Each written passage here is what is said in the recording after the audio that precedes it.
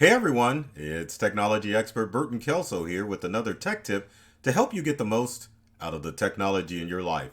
Today we're talking about QR codes. QR codes! Not just QR codes, but how cyber criminals are using QR codes to steal your data. Now, the FBI has recently issued a warning to people that they need to beware that cyber criminals are turning to QR codes. Now, QR codes have popped up in popularity again. You notice how I use that popped up, popped up. But anyway, they popped up during the pandemic because it was a perfect way for you to be able to use a touchless interface, if you could say, to read menus and to look at other stuff by just using your smartphone. It's a great sanitation method, but like anything with cyber criminals, they always utilize technology that has become popular. So cyber criminals are definitely using QR codes to steal your data. And it's pretty easy to do too because it doesn't take much to create a QR code. But at the same time, because a lot of criminals have become localized, items like restaurant menus, parking meters can be replaced with bogus QR codes as opposed to standard QR codes. So, to kind of give you an idea how this is all evolved, let's talk a little bit about the history of QR codes and it how criminals are able to use this technology. So, real quick, QR codes are basically a version of a barcode. The thing that makes them more better, if that can be a term, is they can hold about 350 times the data that can be stored on a regular barcode. Now, QR codes are kind of considered three-dimensional, but they have risen in popularity in recent years because of the fact that they can hold so much information.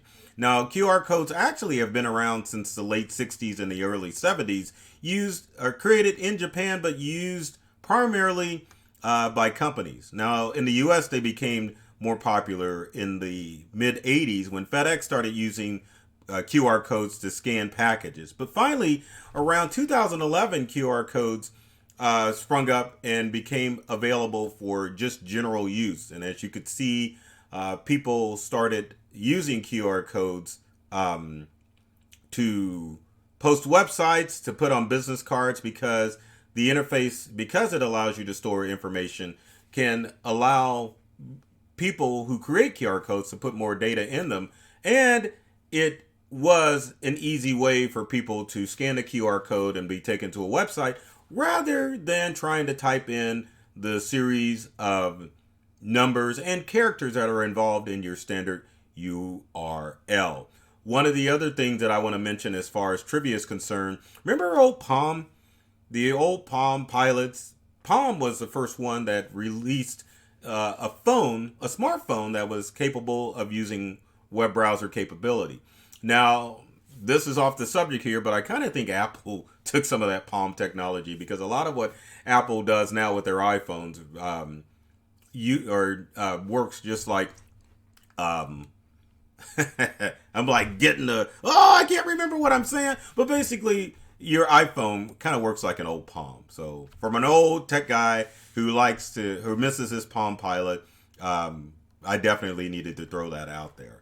Now, remember, or I shouldn't say remember, but it has to be noted too that cybercrime has definitely evolved to a process where you have to click on stuff in order to get hacked. So 99% of cybercrime requires human interaction, because most tech devices now are safe from hackers getting into devices. So criminals are always thinking of new ways that they can get access to your devices so they can steal your information, and not necessarily access to your devices, but a method that is called phishing that allows criminals to put emails or text messages that make it seem like you need to click on this in order to get the information that is received or to respond to a threat that has popped up. But now that has kind of evolved to the way QR codes are being used.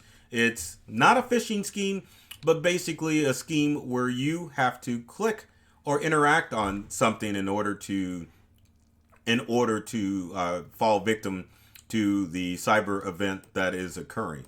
So there have been several incidents as far as QR codes are being used. So, for example, one of the things that have happened with QR codes in recent months is that a city in Texas, criminals were slapping stickers on parking meters, getting people to put their personal data in order to pay for a parking meter, which is easily done because nowadays when you park, you basically are going to download an app or scan a QR code in order to put payment information. So it's easily done. Sometimes curiosity kills the cat, so criminals will just post QR codes anywhere for people to click on, hoping that they will fall victim to specific stuff. Easy to do if you have a restaurant that is using QR codes during the pandemic.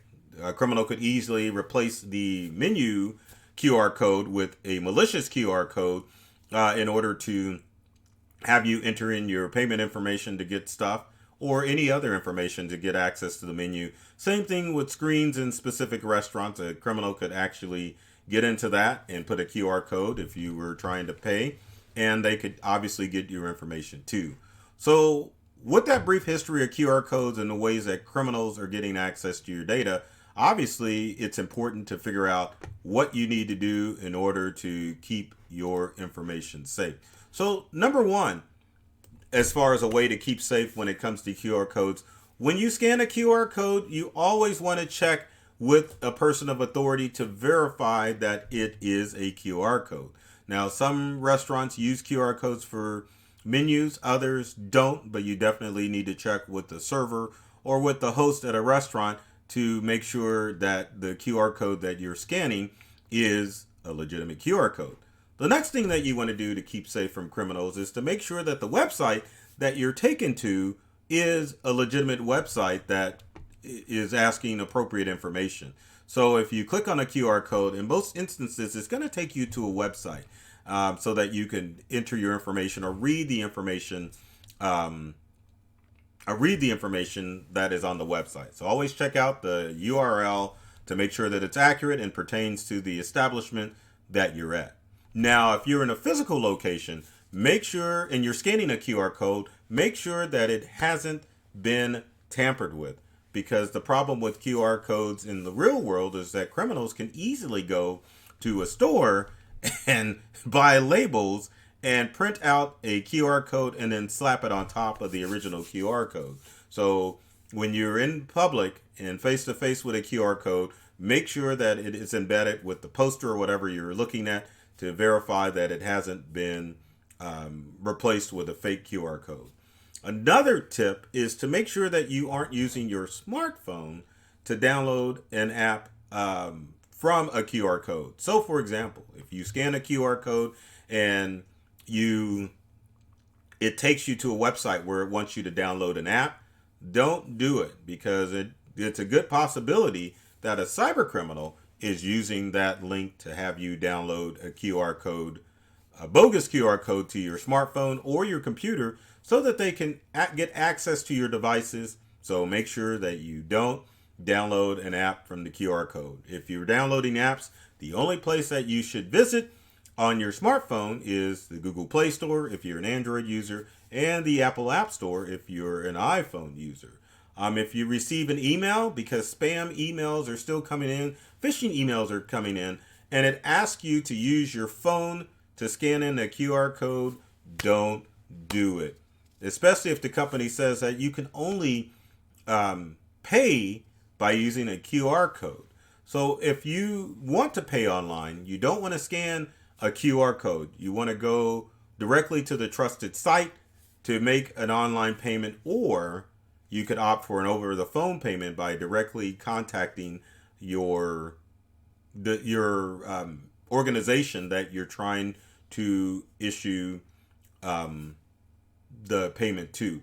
Also, when you're on the internet or going to websites looking for information, you need to, and let me get this straight, make sure that you don't Google the company's phone number to get their information. A lot of times criminals will utilize Google to scam you out of services. So you definitely don't want to look for company's phone number using Google. One of the best methods, and I'm trying to bring it up here. That's why my eyes are like, well, I'm darting around because I'm trying to get this information out to you. But if you go to a website called Get Human, gethuman.com is probably one of the best websites. And this isn't an ad.